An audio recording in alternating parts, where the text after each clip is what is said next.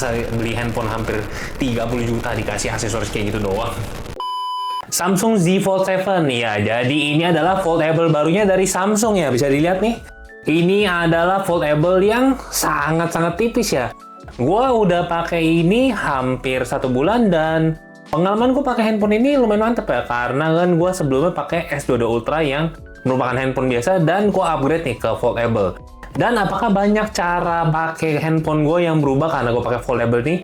Kalau menurut gue lumayan ya, karena sekarang gue juga, karena dia bisa dilipat dan dibuka, ada layar dalam ini. Gue sangat sering pakai layar dalamnya nih. Karena bisa dilihat layarnya cakep banget ya, apalagi buat nonton dan main game. Nah, apakah handphone ini tanpa kekurangan? Nah, tetap ada kekurangan yang gue sebel, yaitu adalah nanti di reviewnya gue akan bahas ya. Oke, kita langsung aja mulai reviewnya. Gue Kelvin dari Teknogeek. Ini adalah review dan pengalaman gue pakai Z Fold 7. Nah, pertama-tama untuk layarnya sendiri, gue suka banget ya. Apalagi dia udah pakai AMOLED di cover dan main screen-nya nih. Yang tentu kualitasnya bagus banget ya. Udah cakep banget buat nonton main game, ini tajam banget. Apalagi dia pakai AMOLED ya. Untuk cover screen-nya ini dia di 6,5 inch 1080x2520 pixel. Yang tentunya ini udah tajam dan dibandingkan Z Fold 6 ini sebenarnya layarnya jauh lebih baik ya. Karena kalau di Z Fold 6 ini kan dia masih memanjang yang kalau dipakai buat 2 tangan tuh nggak bisa, lebih ke 1 tangan. Nah, sekarang karena di Z Fold 7 udah seperti handphone pada umumnya, jadi udah enak banget kalau kita pakai 2 tangan ya. Bahkan gue dari S22 Ultra pakai ini rasanya kayaknya tetap sama aja kayak pakai handphone biasa ya. Nah, sedangkan layar dalamnya dia resolusinya 1968x218 pixel. Sama-sama pakai LTPO AMOLED dengan layar depannya. Refresh rate-nya juga untuk depan belakang sama-sama 120 Hz ya. Jadi kalau untuk pengalaman nge-scroll itu udah smooth. Bahkan main game pun juga kalau yang udah ada support 120 FPS udah bisa ya di sini. Dan layar dalamnya nggak perlu khawatir, udah ada proteksi titanium plate layer ya, yang tentunya ini bikin dia lebih kuat atau durable nih. Nah, karena layar dalamnya yang gede ini, gue kayak bawa tablet mini ya, yang tentunya gue bisa pakai multitasking nih, ataupun nonton. Kalau multitasking, kadang gue bisa mainin 2 game sekaligus. Kayak contohnya gue main di sini Uma Musume sama Nike, yang satu auto, yang satu gue main buat training aja ya.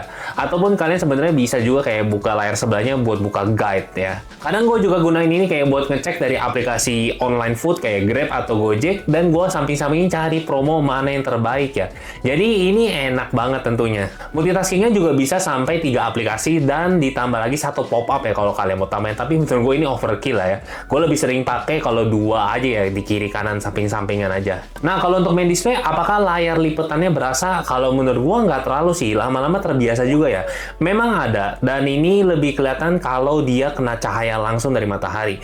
Tapi kalau untuk pengalaman gua pakai, ini sebenarnya nggak terlalu mengganggu ya. Bahkan kalau gua pakai di outdoor ataupun gua pakai waktu itu naik di TJ, dia bisa sampai 2600 nits nih, dan layarnya masih terlihat jelas kok. Dia nggak backlight nih. Nah, satu hal yang menurut gua downgrade adalah dia udah nggak support S Pen ya. Dari yang gua sebelumnya pakai S22 Ultra ada S Pen, di sini udah nggak ada. Memang sebenarnya S22 Ultra gue juga jarang banget sih pakai pennya. Tapi menurut gue ini downgrade. Kenapa? Karena sebenarnya di layar dalamnya kan gede tuh. Itu sebenarnya enak banget buat tulis dan ya sangat disayangkan dihilangkan. Tapi kalau kalian yang masih mau pakai, tentunya kalian bisa beli Universal Stylus ya, karena itu masih bisa dipakai di sini. Nah, untuk chipset nggak perlu diraguin. Dia udah pakai Snapdragon 8 Elite 4 Galaxy yang tentu performanya kenceng ya. Untuk Antutunya sebenarnya gue lihat ada yang bisa sampai 2.700.000 atau 800. Nah, gue nggak bisa sampai segitu sih. Gue cuma bisa sampai 2.400.000 saja. Tapi walaupun Antutunya segini ya udah nggak perlu diraguin ya. Ini kencang banget. Yang gue pakai performa main game hampir semuanya lancar ya. Nanti kan gue bahas detail di bagian gaming aja ya kalau masalah gamingnya. Untuk RAM dan storage, dia startnya dari RAM 12GB sampai 16, lalu storage-nya di 256 sampai 512. Kalau menurut gue, kalau kalian beli handphone flagship, jangan beli 256 ya. Kecil banget. Mending langsung ambilnya 512 sama 12GB nih. Kalau untuk RAM 16GB, dia cuma ada yang di varian storage 1TB ya. RAM-nya udah pasti pakai LPDDR5X dan storage-nya udah tentunya pakai UFS dong. UFS 4.0 yang pastinya kenceng. Untuk slot SD card nggak ada ya. Nah, untuk dimensi handphone ini, gue langsung tulis aja ya untuk berapa kali berapanya nanti ini ada di layar. Nah, untuk ketebalannya sebenarnya menurut gue merasa ini sama ya kayak S22 Ultra pas lagi dilipet nih. Jadi gue nggak ada perbedaan jauh antara feel megang di S22 Ultra sama di Z Fold 7 nih. Nah, kalau udah dibuka, dia jadi kecil banget. Ketebalannya cuma 4,2 mm. Ini bikin feel megangnya mantap ya nih. Bisa lihat setipis ini dan gue seneng banget pegang pakai satu tangan juga. Masih enak digenggam. Beratnya juga enteng di 215 gram aja nih. Jadi ini udah kayak handphone biasa yang kalau dibuka kalian tiba-tiba punya tablet mini yang kayak gue bilang.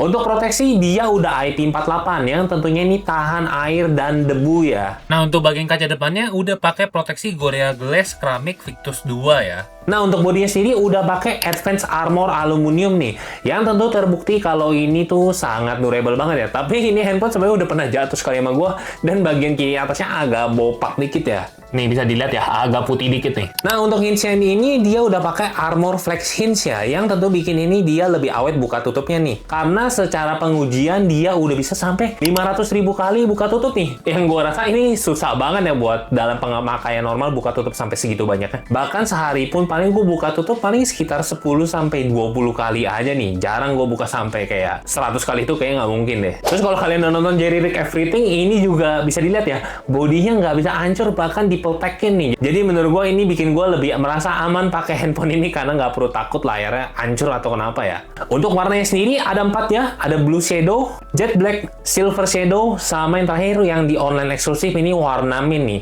Yang tentu gue juga suka warna biru karena di S22 Ultra gue juga beli warnanya sama nih, warna biru-biru yang mirip-mirip lah. Nah untuk sisi kanannya bisa dilihat ada tombol power yang gabung sama fingerprint scanner nih. Di bagian atasnya ada volume up down. Lalu kalau untuk ke bagian atasnya ini ada 2 mic sama speaker ya. Lalu ada slot SIM card. Di bagian bawahnya sendiri dia ada 2 mic juga, ada speakernya juga karena speaker stereo ya. Lubang port USB Type-C 3,2 ya. Nah untuk konektivitas udah tentu ya handphone semahal ini masa nggak lengkap. Udah pakai 5G, Wi-Fi 7, Bluetooth 5,4, NFC udah pasti ada dong. Dan sensor-sensor lainnya nih langsung gue tulis aja, ini udah lengkap semua ya. Sebenarnya kalau masalah fingerprint ini yang gue harapin adalah dia bisa taruh di in-display fingerprint nih.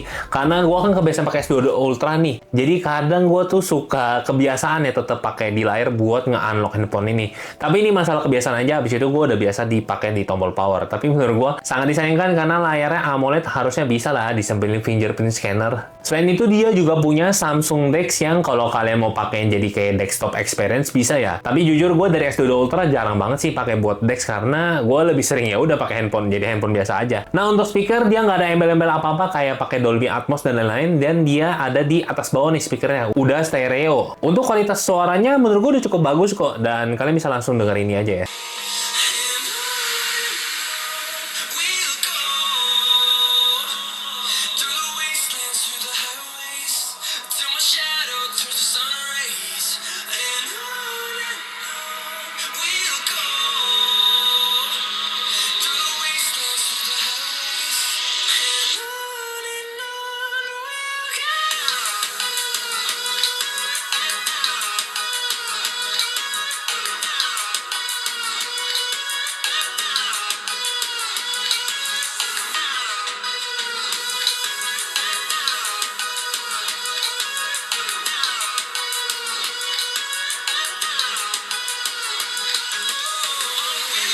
Nah, untuk OS-nya sendiri, dia udah pakai One UI 8.0 ya. Yang tentunya ini duluan dibanding handphone lain nih. Bahkan dia udah pakai apa namanya?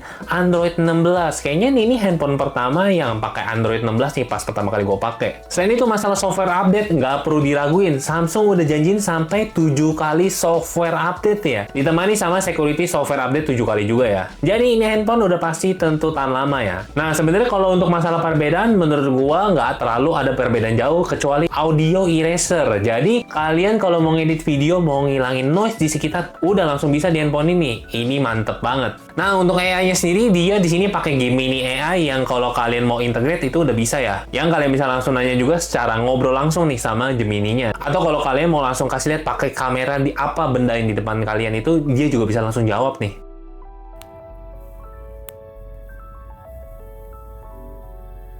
Karakter siapa yang ada di wallpaper ini?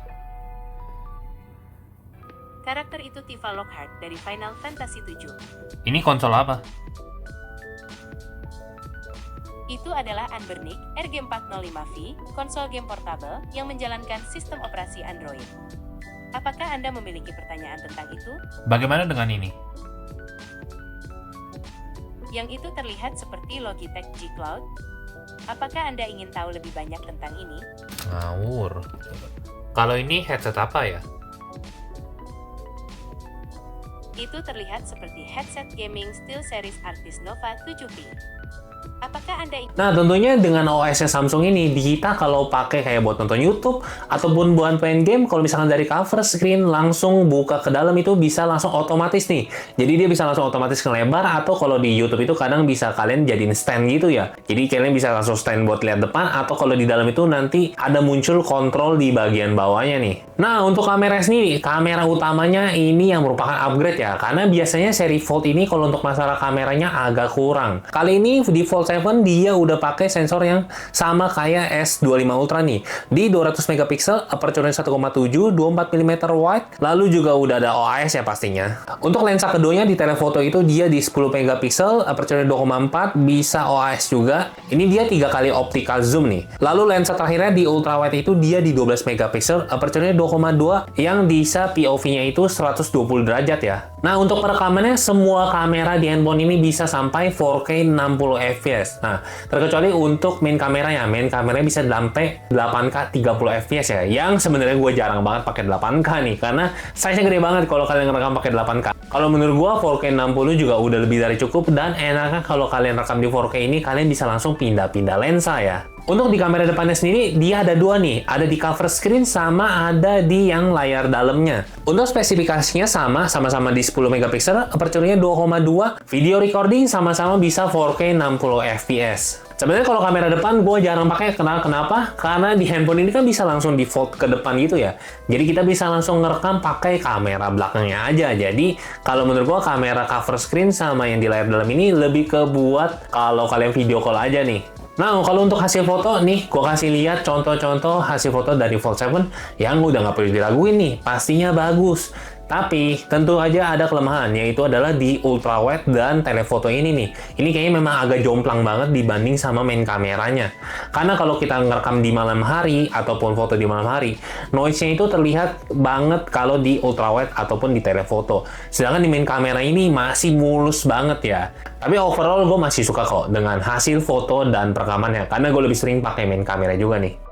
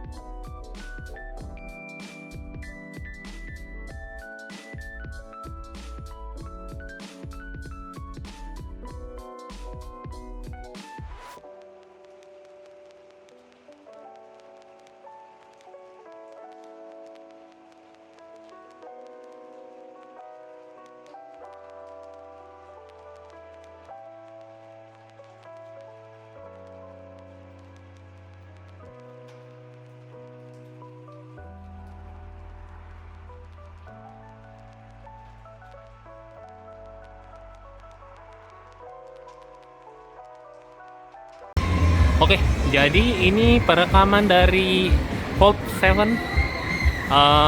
Dia bisa sampai 4K, enggak sih, bisa sampai 8K. Dan sekarang ini dia di 4K 60 fps ya. Dan bisa dilihat ini lumayan stabil nih. Selain itu kita bisa langsung switch nih buat ke lensa-lensa lainnya ya. Nah, 0,6 juga bisa 4K 60. Jadi ini kita bisa langsung tes untuk 0,6-nya. Satu kali. Terus kita bisa switch juga ke lensa tele-nya 3 kali. Nah, untuk semuanya menurut gue masih bagus banget sih, bener-bener jernih. Jadi dia mau di lensa apapun masih bagus ya. Dan gue juga enak, nggak perlu ngerekam berkali-kali buat nge-switch.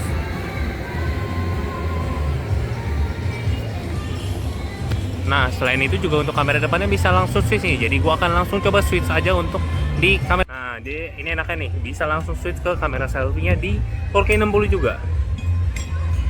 Nah, untuk warna apa kontras masih bagus banget sih ini. Ya, kalian expect apa di HP sini? Kalau kamera jelek sih parah ya. Dan ini udah cakep banget. Habis ini gue bakal ganti ke cover screen yang di dalamnya ya. Nah, ini kalau untuk di cover screen-nya juga di dalamnya ya. Kalau untuk yang dalamnya sama sebenarnya, dia sama yang kayak di luar. Untuk warna resolusi bisa sampai 4K 60 juga ya, bisa dilihat kalau kameranya masih bagus nih.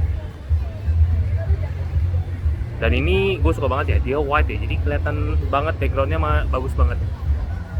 Habis ini gue bakal tes buat ngevlog di kamera belakang tapi biar selfie ya, karena kan cover screen-nya bisa dipakai buat langsung rekam pakai kamera belakangnya nih. Oke, jadi paling gini aja ya, gue nggak terlalu banyak tes. Yang ini udah pasti bagus. Oke, nah ini kalau pakai cover screen-nya buat langsung rekam nih pakai kamera belakangnya bisa dilihat ya. Ini gue masih pakai 1 kali di 4K juga, dan gue bakal switch ke 0,6.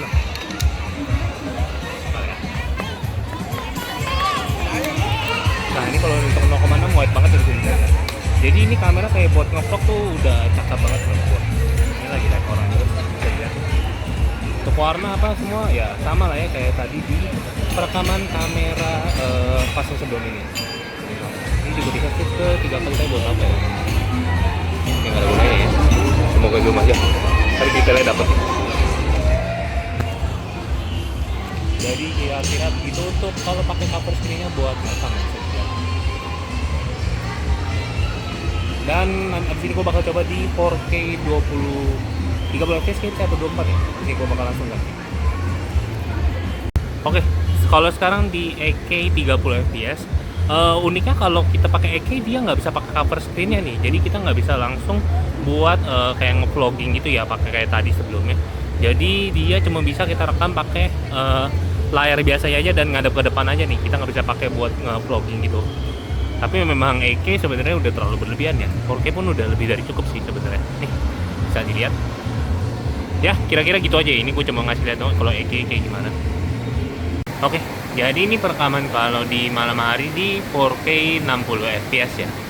Bisa dilihat detailnya masih bagus nih. Nah, bisa dibilang noise-nya dikit banget ya.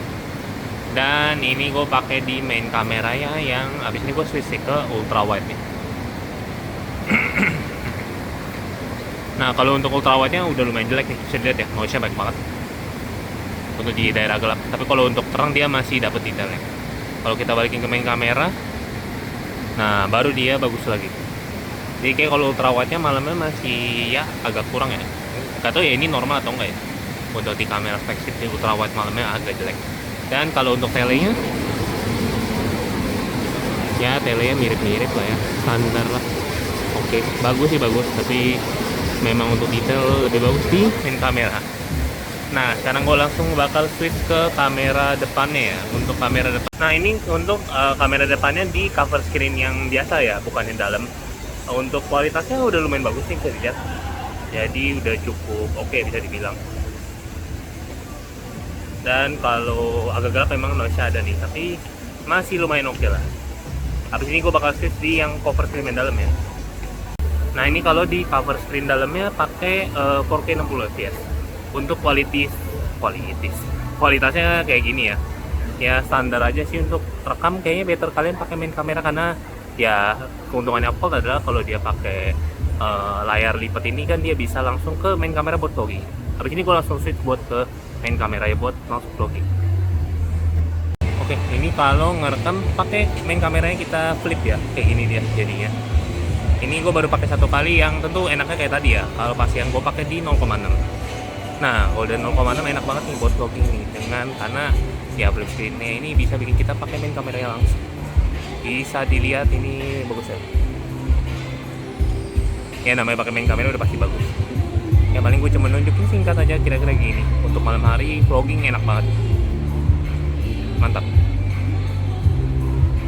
Nah, untuk baterainya 4400 mAh dan dia ditemani sama charging 25 watt. Yang menurut gua ini kecil banget, apalagi gua dari sebelumnya S22 Ultra yang baterainya lebih gede dan chargingnya udah 45 watt nih. Untuk kecepatan chargingnya sebenarnya mirip-mirip sama S22 Ultra yang bisa charging itu bisa 1 jam 10 menit aja untuk sampai penuh nih. Tentu ekspektasi awal gua adalah gua pakai handphone ini pasti baterainya cepet habis nih. Tapi entah kenapa di handphone ini baterainya lumayan awet. Gue juga nggak nyangka nih. Mungkin keawetan baterainya ini juga ditemani karena dia udah pakai chipset dari Snapdragon 8 Elite yang cuma 3 nanometer aja ya. Yang tentunya ini bikin baterai life-nya jauh lebih meningkat nih. Tapi tentu walaupun gue bilang awet, ini nggak lebih baik dibanding handphone foldable lainnya ya. Ataupun handphone yang di 2 jutaan aja baterainya lebih gede loh, sama charging lebih gede. Ini Samsung kayaknya masih trauma ya sama kejadian di Note 7 dulu ya kalau nggak salah. Jadi mereka belum berani pakai namanya baterai silikon karbon itu. Nah, selain itu dia juga ada wireless charging 15 watt, ada reverse wireless charging 4,5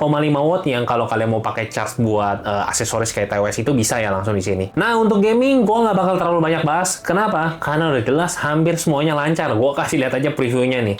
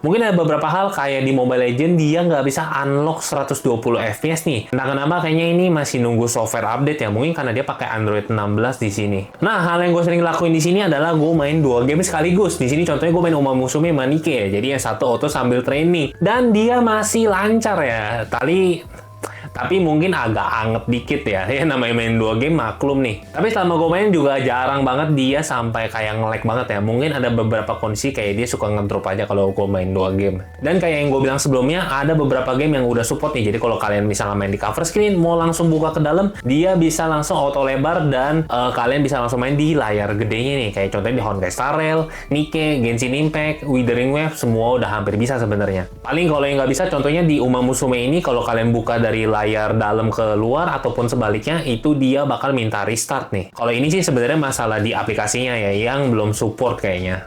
Oke, jadi ini gue udah main HSR hampir 30 menit lebih. Dan kita bakal cek suhunya.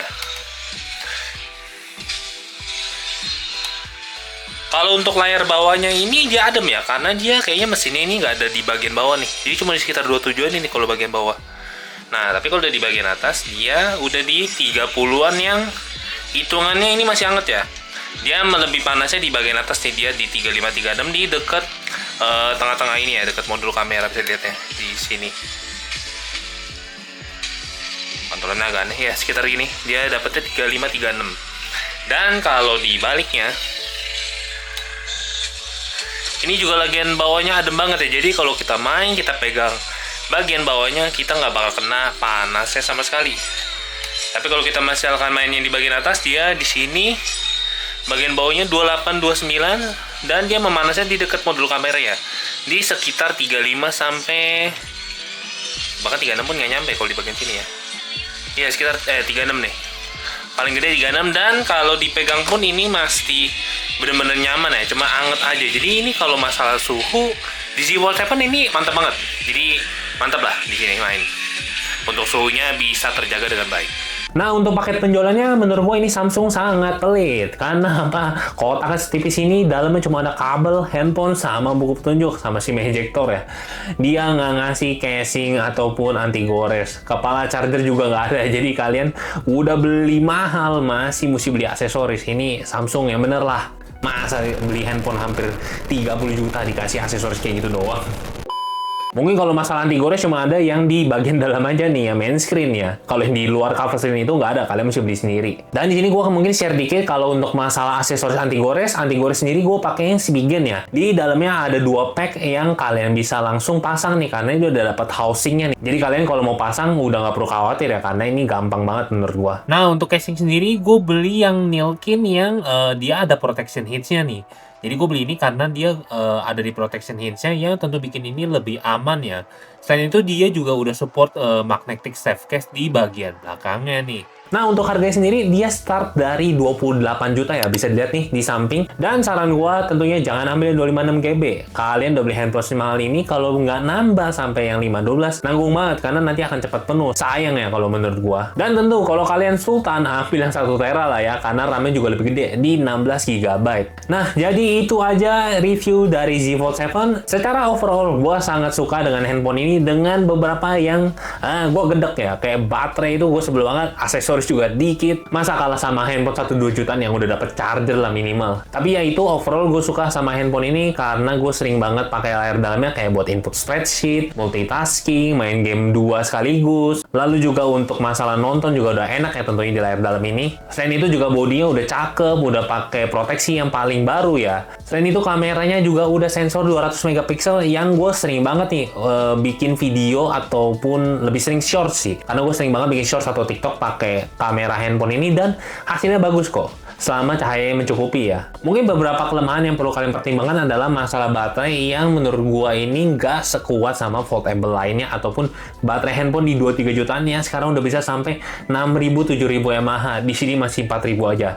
Dan chargingnya juga cuma 25 watt ya. Lalu udah nggak support S Pen di sini ya. Kalau kalian yang ngincer handphone ini buat beli S Pen ya nggak ada. Kalian mesti beli stylus yang generik ya. Tapi selain itu overall gua sangat suka. Gua berubah banget sejak pakai handphone ini karena kenapa gue lebih sering pakai layar dalamnya ya, karena layar dalamnya enak banget buat multitasking dan input data ataupun main game sekaligus. Jadi itu aja review dari Z Fold 7. Kalau kalian suka dengan video ini jangan lupa like, kalau nggak suka boleh dislike dan kita ketemu lagi di video berikutnya. Gue Kelvin dari Teknogeek, bye.